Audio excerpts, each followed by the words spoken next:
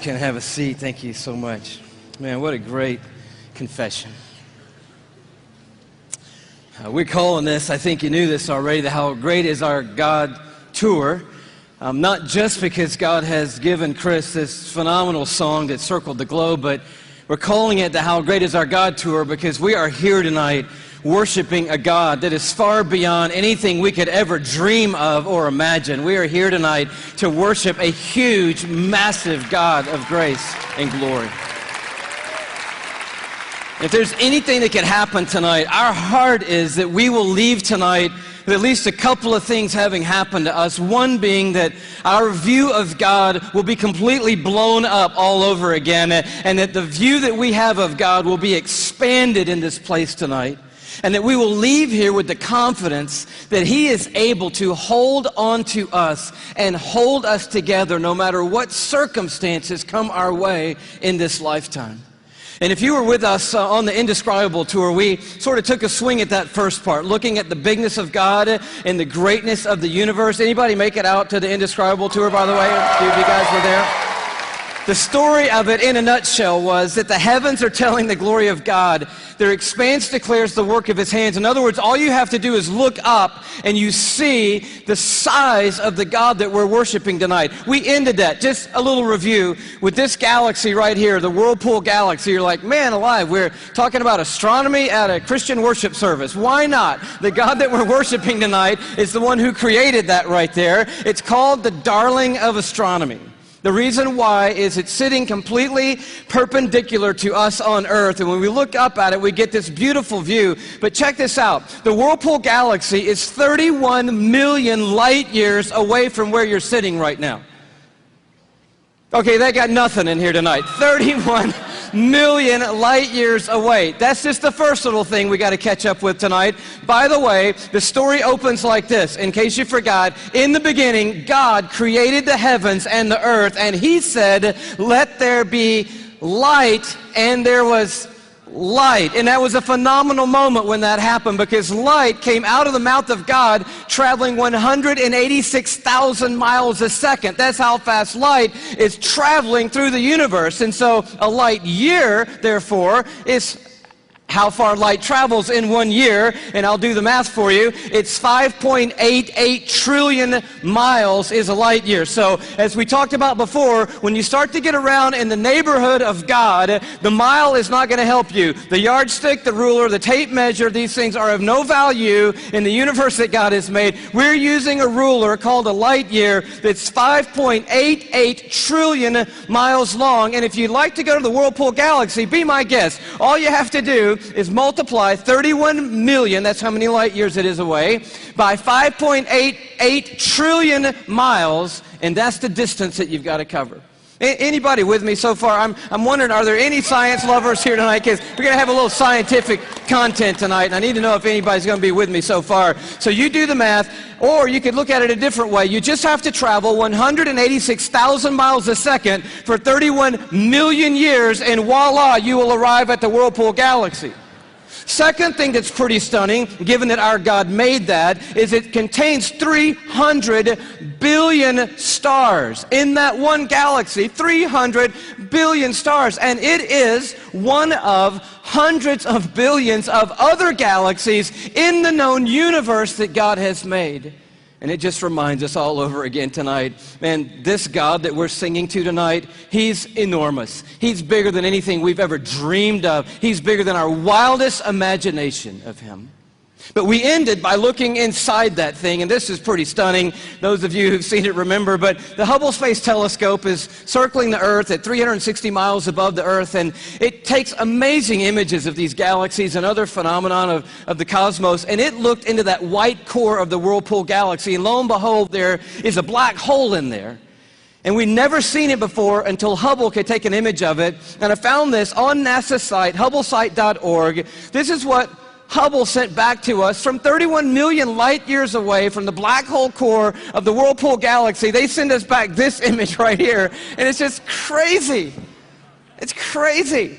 It's the glory of God, the grandeur of God. It's the grace of God and the mercy of God everywhere we look. It's the imprint of God in all of creation, everywhere we turn. And tonight we just want to begin with the bigness of God, the grandeur of God all over again. We're going to do it by looking at 4 stars. Can you handle 4 stars tonight? The first one's easy because there's just one star in our solar system, and that star is called the sun. Thank you very much. Yes, it's our own star. There's an image of it for you, by the way. It's a little more fierce than we often think. It's 10,000 degrees Fahrenheit on the surface, but what I want you to see about it is how big it is.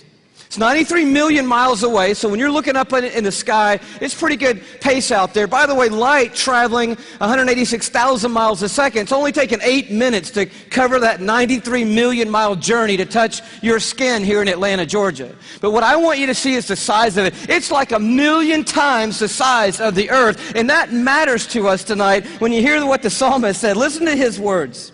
By the word of the Lord, this is Psalm 33, the heavens were made.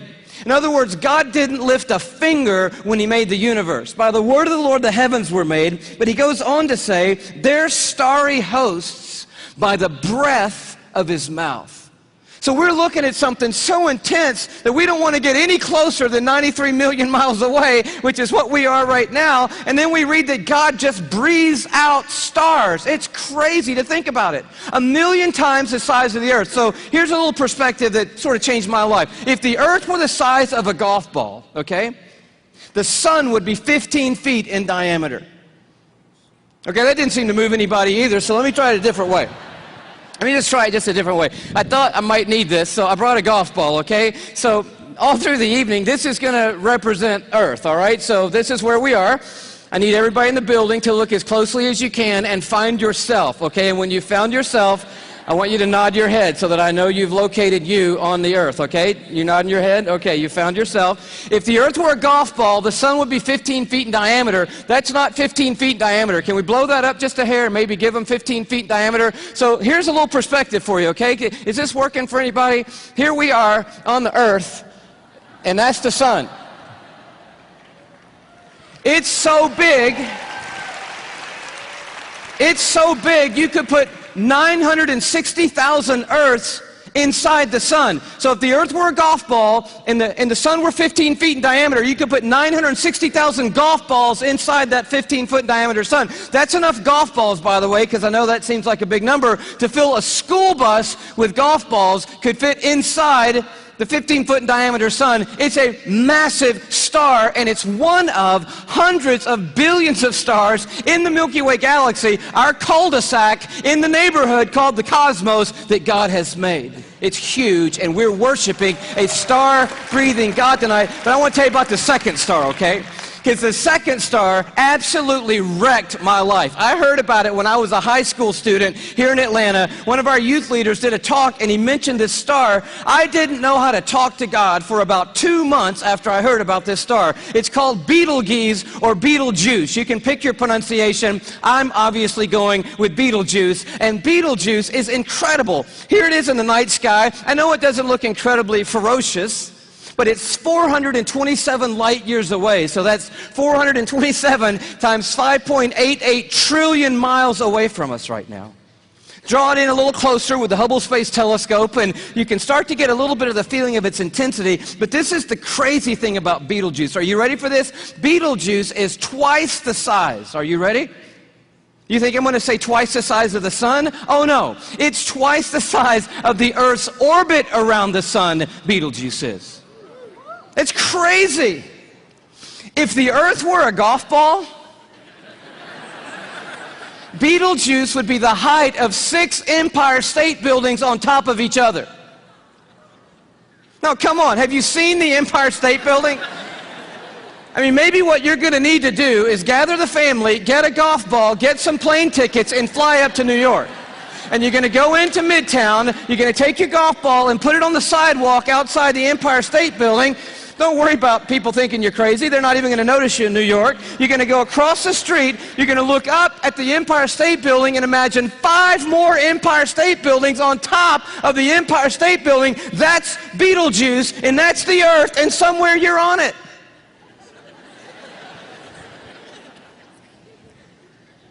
You could fit 262 trillion Earths inside Betelgeuse. So if the earth were a golf ball, that would be enough golf balls to fill up the Superdome with golf balls. 3,000 times.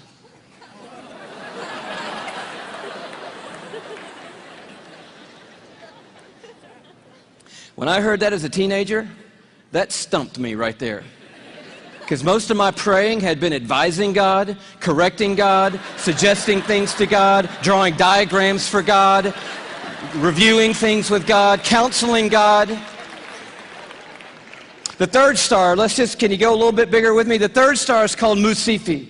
Here it is in the night sky. It's that gold star to the top left. We have the big image of it. It's 3,000 light years away, but I just want you to see it in the span of all these little glittering stars so that you know that at times when you look up at night, it is not just twinkle, twinkle, little star, how I wonder what you are. I'm telling you what you are. What you are is intense and huge and massive and ferocious is what you are. And this one used to be called Herschel's Garnet Star. Check it out.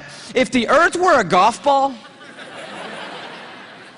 Musifi would be the width of 2 Golden Gate bridges end to end. Apparently you're going to need to go from New York to the West Coast. Go to San Francisco with your family and your golf ball. Place your golf ball at the beginning of the Golden Gate Bridge. Go across the bay into Oakland to a high place where you can see the entire Golden Gate Bridge. Another second Golden Gate Bridge will be in your imagination. Span all the way back the 2 Golden Gate Bridges to the very beginning and find your golf ball over there. That's the earth, and somewhere you're on it. One of the stars in the Milky Way galaxy. It's so big you could fit 2.7 quadrillion Earths inside this one star. Thank you so much. Where have you been all night? Now, quadrillion we have not talked about, and I need to explain this just briefly because I don't know about you, but I do not understand the national debt or any numbers bigger than about $875.28. I get that number. Go bigger than that, I don't know. But you need to understand a quadrillion, okay? Because this star is crazy big. A quadrillion, let's do it this way. Everybody knows a million, right? How many of you know what a million is? You can kind of get your head around a million. Everybody? All right. You know that a billion's 1,000 million, and a trillion is 1,000 billion, and a quadrillion is 1,000 trillion, right? Everybody knew that? Here's the perspective. This changed my life, right? A million seconds ago, 12 days ago. Isn't that cool? See, that saves you doing that on your little calculator at home, which I dare you to try to do when you get home tonight. But a billion seconds ago? You're thinking, oh my goodness, if it's 12 days ago, I'm going all the way back to like September with you, Louie. This must be crazy, right? How about May 1975 is a billion seconds ago? You're like, whoa, that's a little bit bigger than a million. Oh yeah. A trillion seconds ago, you're like, I'm on the 1800s. No. Christopher Columbus? No. 29,700 BC is a trillion seconds ago. A quadrillion seconds ago, 30,800,000 years ago is a quadrillion seconds ago. We're talking about a really large number, and Musifi is so big, you could put 2.7 quadrillion Earths inside this one star. But it is not even the biggest star we have found. I love science, and science has just brought us the largest star they found. It's called, are you ready for this? Canis Majoris. Now, I'm no linguist, but that's a cool name for the biggest star we've found so far. I think that means the big dog star, and that's exactly what it is. I bring it to you as a little bitty purple, glow just to the right of center there. But Canis Majoris, oh wow. If the earth were a golf ball, Canis Majoris would be the height of Mount Everest.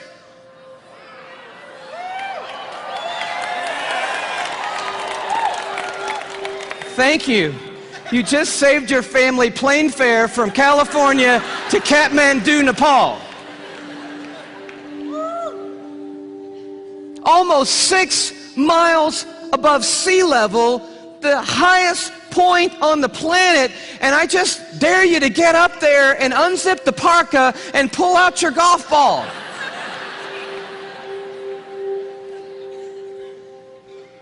You could fit 7 quadrillion Earths inside Canis Majoris.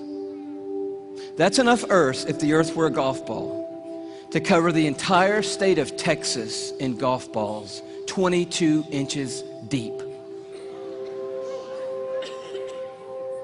You see the one you're on?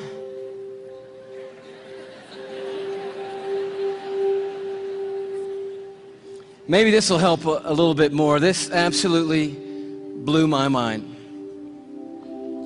Just a little journey through our solar system. Everyone knows our planets and sort of how we fit in to the story here. You see really quickly that we're not even the biggest deal in our own solar system, but as Earth comes by, you have to know tonight that we are living on a privileged planet. Anyone would tell you we're living at one of the most special places, if not the most special place in all of creation. But Neptune comes by and Saturn and then Jupiter, and you're like, okay, we're not all that big, even in our own little cul-de-sac.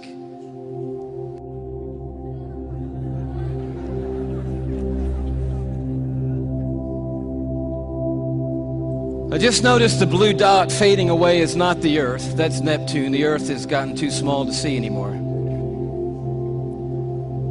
Sirius comes by. Little plug for satellite radio.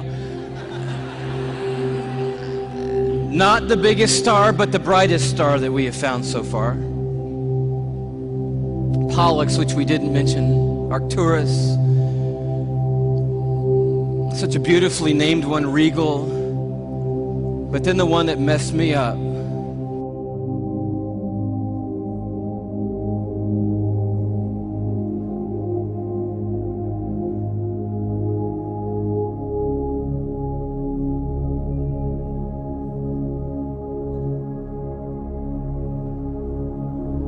Our third star, Musifi. Musifi's cousin, W. Cephei.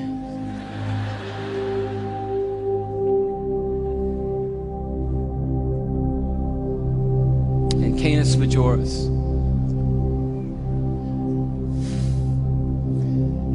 And do you know that you couldn't come up here right now with a Sharpie and make a mark on the screen that would approximate the size of our sun? You couldn't even do it. I mean, when you look at these in their relative size, we just have to put a little arrow over there that says, if you could put the sun on here, which you can't, it would go somewhere about here. And can you hang on that for me? And when you see this, I don't know what happens to you, but I'll tell you what happens to me. A shrinking feeling comes over me, and it's not a bad shrinking feeling, it's a good shrinking feeling. Because sin, it has a way of shrinking God down in our minds and puffing us up in our own estimation.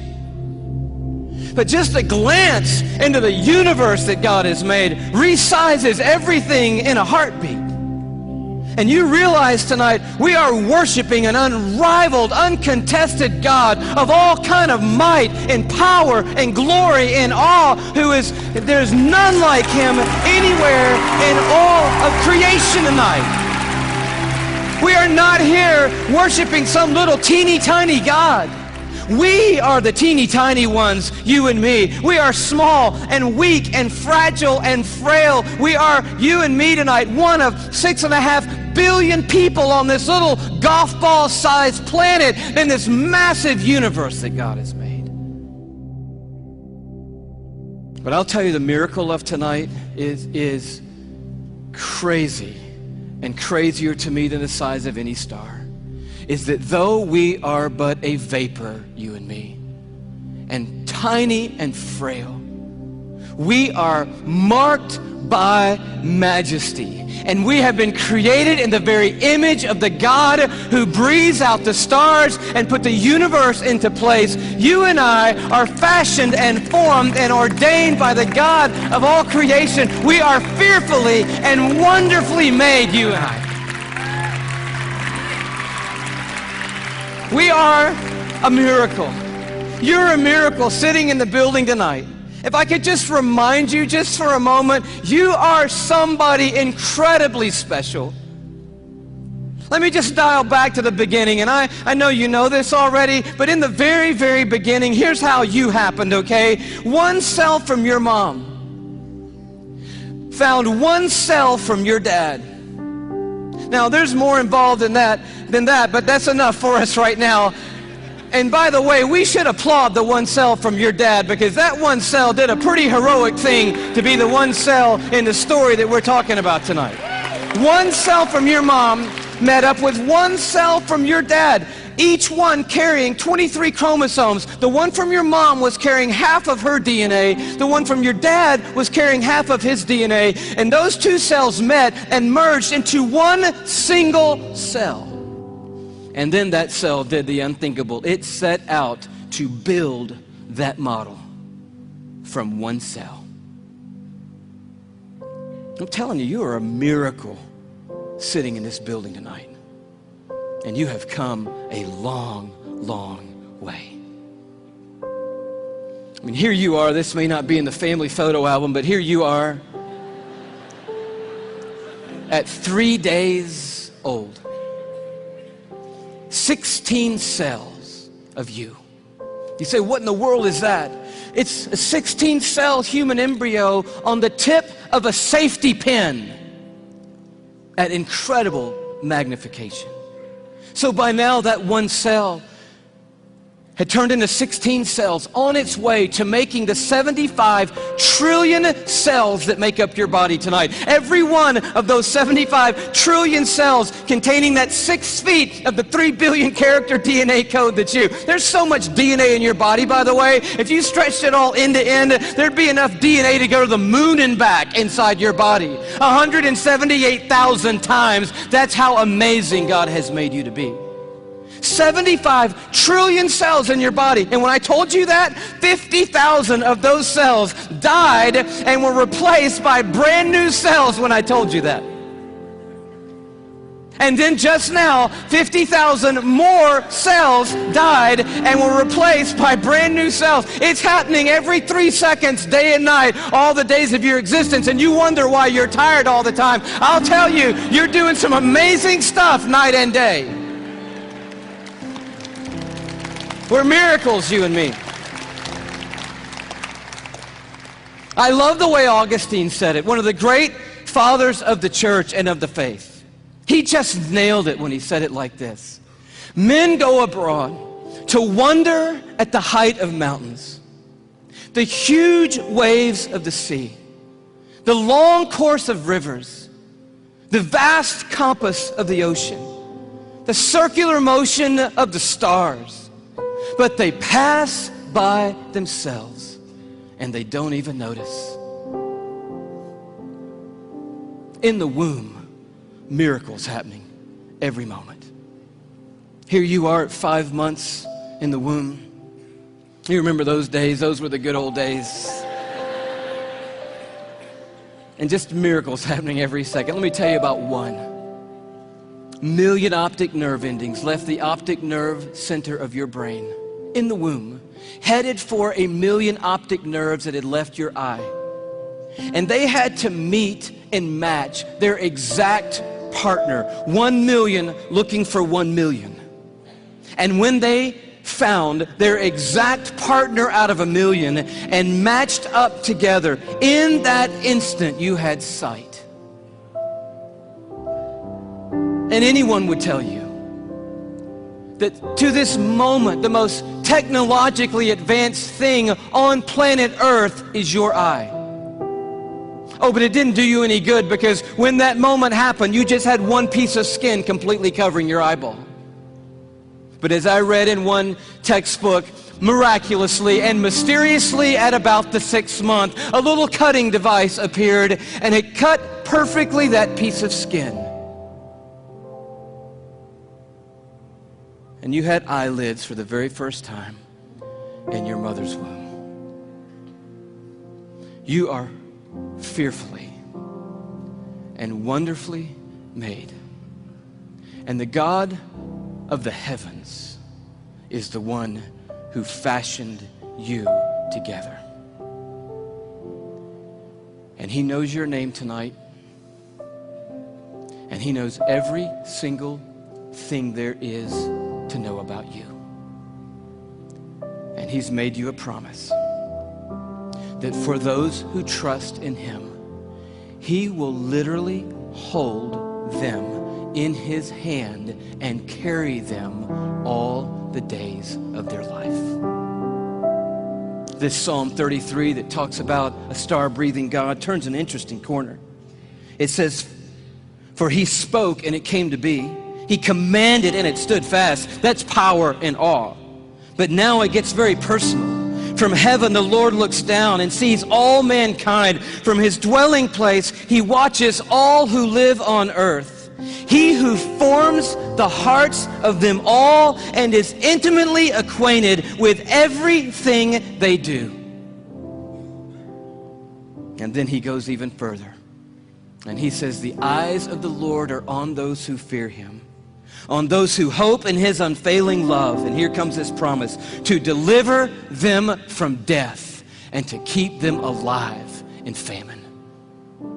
And that is the promise tonight, because this building and our world is filled with hurting people, with lives that are spinning out of control, with pain that we didn't ask for or could never imagine. And God is making a promise to us tonight. He's saying, "I am a universe maker and I am a heart former, but I'm also big enough to be intimately acquainted with all the circumstances of every one of your lives. And I promise you, no matter what comes in this lifetime, no matter how difficult the road or how dark the night, I will hold on to you and I will literally hold you together and carry you through any and every circumstance that ever comes your way, any moment on this planet." It's the promise of God. And you say, "Well, man, that sounds good, but how do I know that's true in my life right now, Louie?" I mean, that's really what we want to know tonight.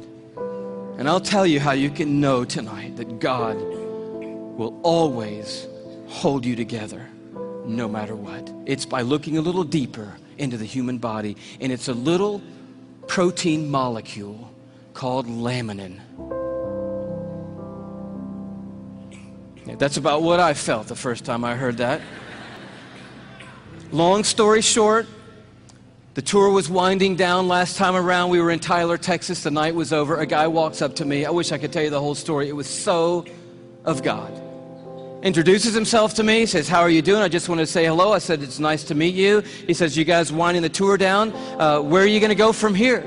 I said, "Well, I'm on my way back home to Atlanta, Georgia." He said, "Well, what's next for you?" I said, "I'm going to be preaching the next 2 Sundays for my pastor back in Atlanta." He said, "Oh, cool. What are you preaching on?" I said, "Well, the series is on the glory of God in the human body."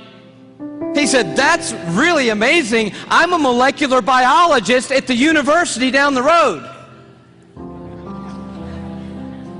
Give me your talk." And I was like, oh, wow, I wasn't quite yet ready to unload the talk for a molecular biologist. So I kind of stumbled through what I had, and he's kind of being kind and gracious and like, that's good. And then he says, "Well, what's your big left hook? You got to have a left hook, a big finish, right?" I said, "I don't have a left hook yet." He said, "Oh, Louie, oh man, your left hook is laminin." And I'm totally blank on laminin. He goes, "Louie, it's a cell adhesion molecule. Protein molecule? Do you know about proteins?" I'm like, "No." He said, "Louie, cells organize into certain molecular structures, and that determines what protein there are. There are between 10 and 60,000 proteins in the human body. We don't even know how many proteins are in the human body. But one of them is a cell adhesion molecule. It's organized into this certain structure, and that tells the cell what its job is in the body. And this one is a cell adhesion molecule." And I'm like, "All right." He said, "No, Louie, it's like the rebar of the human body. The steel they put in the concrete when they lay the foundations of things, it's that stuff. It's holding your membranes together. It's the glue of the human body, Louie. It's laminin. You got to tell them about laminin." And I'm like, "I promise you, I'm going home and tell them about laminin. And I'm sure when I do, revival is going to sweep across the church and probably around the world when I tell them." He said, No. You got to see laminin." I'm like, "Okay, let's see it." He said, No. You need to go look it up online. You need to go Google laminin. I'm like, I don't even know how to spell laminin. Takes his card out. He writes on the back, Laminin. I'm like, Okay, I cannot wait to get to my computer and get on Google, click on images, type in laminin, and I'm waiting, and these little thumbnails come up on the screen, and I'm like, wow, that's laminin?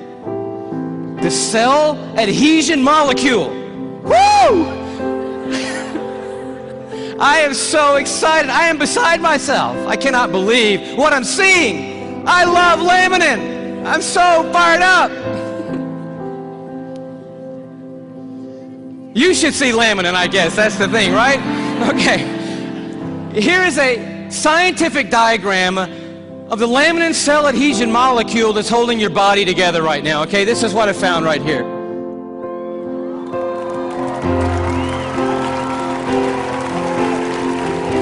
No, come on, that's crazy. That's just crazy. I just can't believe it. I emailed that guy back so fast, I'm like, wow, wow, wow, wow, wow, what in the world? He said, you want to see an actual laminin molecule? I'm like, oh no, man, the diagram was cool for me. I'm happy with that. Don't bother sending anything else. I'm like, yes! And he sends me this image, an electron microscopic image of an actual laminin protein molecule. It looks just like this.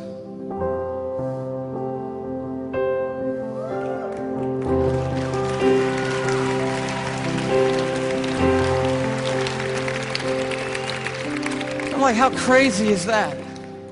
That the stuff that holds our bodies together, that's holding the lining of your organs together, holding your skin on, is in the perfect shape of the cross of our Lord Jesus Christ. And immediately I'm thinking about the words of Paul in Colossians 1. You know this beautiful passage where Paul's talking about the supremacy of Christ and the sufficiency of Christ. He says, for by him, talking about Jesus Christ, all things have been created, things in heaven and things on earth. All things were created by Jesus and for Jesus.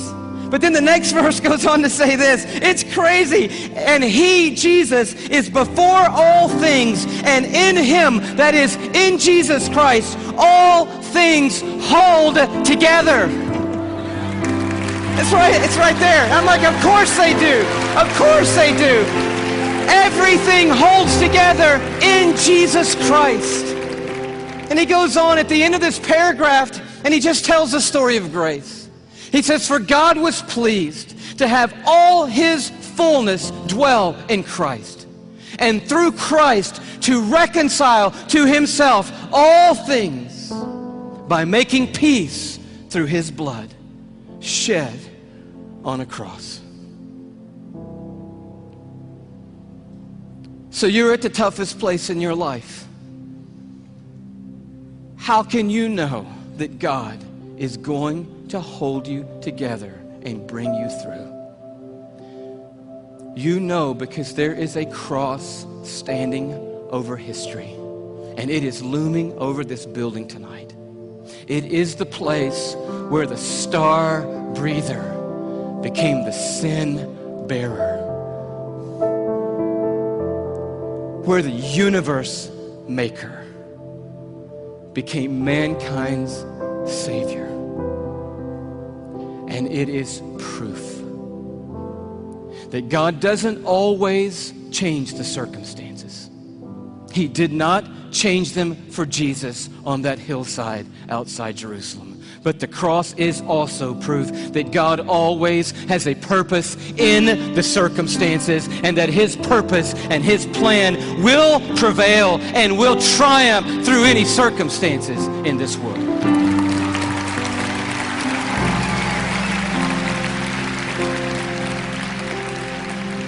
So we just close with this question. It's found right in the middle of an interesting chapter in Isaiah 40 where it just talks about the expanse of God. He stretches out the heavens like a curtain, like a tent to dwell in. He leads forth the starry host one by one and calls them each by name. But then it takes a turn. And the writer of Isaiah says, so why do you say, O Jacob? And why do you complain, O Israel? My way is hidden from the Lord. or say, my cause is disregarded by my God. In other words, there was a moment in the history of Israel when they felt like God had completely lost sight of them. That yes, I believe that God is big enough to make the world. I even believe that God ordained and made me. And now coming present tense, I'll accept the fact that God gave His Son on a cross. But what I really need to know right now, what really matters most to me right now is, does God see what I'm going through? Does He see what I'm carrying? Does He know that I can't take one more step or one more day? Does He care, and can He do something? That's what I need to know. And Isaiah answers, and he answers with another question. And it's a question for us here. He says, do you not know? Have you not heard? The Lord is the everlasting God, the creator of the ends of the earth. He will not grow tired or weary, and His understanding no one can fathom. He's huge. He is a star breather. He's big. But listen to what He loves to do. That God, that creator of the ends of the earth, that I do not grow tired or weary, that my understanding is too great for you, that God, here's what He does. He gives strength to the weary, and He increases the power of the weak. For even the youths will grow tired and weary, and young men will stumble and fall. But those who hope in the Lord, another translation, those who wait upon the Lord. The Hebrew word simply means this. When it says hope and wait, it means that those who stand right in the midst of the craziness, right in the midst of the pain, right in the midst of the chaos, right in the valley of the shadow of death, and they don't gloss over it. They're dealing with the hardest stuff in life, but standing in the middle of it, they say, you know what? I don't see what God's doing. I don't understand what the plan is, but I'll tell you one thing. I am not going to give up on God, and I'm going to stand right here in the middle of this moment, and I'm going to trust that God is sitting on a throne, that He has a purpose for my life and a plan for my life. And I believe I'm going to see the goodness of God in the land of the living, and I'm not going to stop believing that no matter what. That's what the word means, to wait and to hope on the Lord. And He said, and here's the promise. You're going to wake up to rosy circumstances. No. Oh, He can do that, and He does do that. But the promise is greater than that. He said, those who wait upon the Lord, here's what I promise. I will renew your strength. And when you think you can't take one more breath, I'll give you enough to keep going on. And enough to keep going on. And enough to keep going on. And to keep going, and to keep going, and to keep going. You keep hoping, and I'll keep causing strength to rise when you hope. And you'll keep going, and you will feel like you have been swept up on the wings of eagles, and you will run and not get weary, and walk through it all and not faint. He said, I will hold you. Even when you let go of me, I'm not going to let go of you. Do you know there are millions and millions and millions of microscopic crosses holding you together right now? And one giant, glorious cross of Jesus Christ that's holding every one of us that's trusted in Him onto the Heavenly Father, and holding the Heavenly Father onto us, and it's going to keep holding us onto Him, that cross, forever and ever and ever and ever. We will never not be carried by the strong hand of a universe-making God, and He will bring us through. That is the promise of the everlasting God. Amen. God bless you. Bless you. Bless you.